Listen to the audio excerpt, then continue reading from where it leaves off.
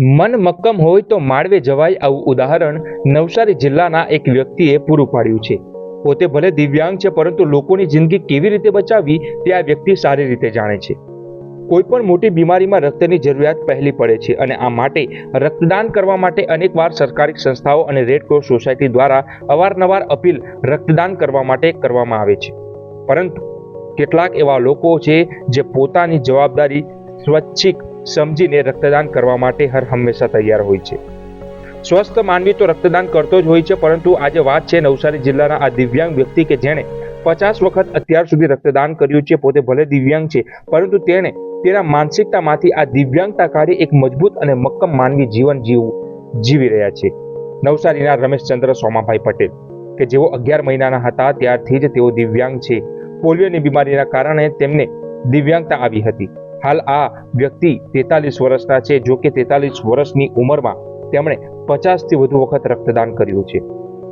કોઈ પણ મનુષ્ય જીવનમાં સારા કામ કરે તો તેની પાછળ કોઈ મહાન વ્યક્તિની પ્રેરણા છુપાયેલી હોય છે। બસ રમેશચંદ્ર પટેલની પાછળ પણ આવા જ કોઈક એક વ્યક્તિની કહાની છે।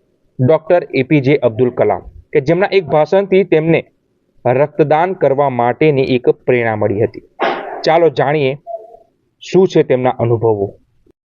મારું નામ રમેશચંદ્ર સોમજીભાઈ પટેલ છે અને મારી ઉંમર હમણાં 43 વર્ષ છે અને મેં આજ સુધીમાં રક્તદાનમાં 50થી વધારે વખત મેં રક્તદાન કર્યું છે। અને જ્યારે હું નાનપણમાં 11 મહિનાનો હતો ત્યારે મને પોલિયોની અસર થઈ હતી। એના પછી મારું રૂટીન કામ આ ટ્રાઇસિકલ જ ચલાવે છે।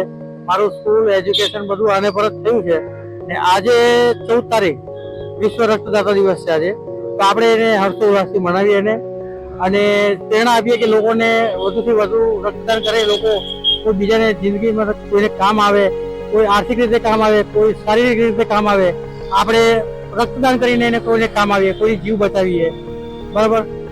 બીજું કે મને આટલા વર્ષો થઈ ગયા છે, 50થી વધુ વખત મેં રક્તદાન કર્યું। મને શારીરિક કોઈ તકલીફ છે નથી, બરાબર। બીજું કોઈ સાઈડ ઇફેક્ટ થતું નથી આનાથી। બ્લડ આપણું નવું બને છે, એનાથી આપણને રોગ બીમારી કંઈ થતી નથી અંદર, બરાબર। આજના યુવાનોને મારી એક અપીલ છે કે બીજી રીતે મદદ કોઈને કરો કે ના કરો, પણ રક્તદાન કરીને લોકોને મદદ કરો અને કોઈનો જીવ બચાવો। એનાથી પુણ્ય વધારે કંઈ છે નથી આપણા જીવનમાં। ભગવાને જિંદગી એક જ વખત આપી છે, એનો સદુપયોગ કરીએ, આવી રીતના કોઈને કામ આવીએ। વિકલાંગ હોય, શારીરિક ઓળખાપણ હોય કોઈ બી, અને સ્વસ્થ તંદુરસ્ત લોકો હોય તેને પણ રક્તદાન તો કરવું જ જોઈએ। પહેલો વિચાર મને આવ્યો હતો કે એક મેં ઇન્ટરવ્યુ જોયો અબ્દુલ કલામ સાહેબનું, એની સ્પીચ એવી હતી કે એથી મેં તમે કીધું એ પ્રમાણે કે એ લોકો સ્પીચમાં છોકરાઓને કહેતા હતા કે કોઈને પણ ભણીને કોઈ એજ્યુકેશન વિદ્યાર્થી કોઈને મદદ કરી શકે છે, કોઈ આર્થિક રીતે કોઈને મદદ કરી શકે છે, કોઈ શારીરિક રીતે મદદ કરી શકે છે, પણ જે રક્તદાન છે, રક્તદાન કરીને કોઈ મદદ કરી શકે એના સૌથી વધારે પુણ્ય કોઈ છે નથી, બરાબર।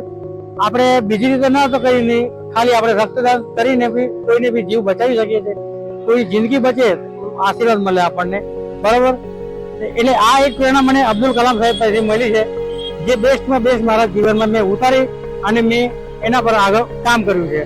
બસ 50 વખત, આજે 50થી વધુ વખત મેં રક્તદાન કર્યું છે। બસ હવે જ્યાં સુધી મારું સ્વાસ્થ્ય સારું રહેશે, જ્યાં સુધી હું હલતો ફરતો રહીશ, ત્યાં સુધી મારી છેલ્લી વખત કરતો રહીશ રક્તદાન।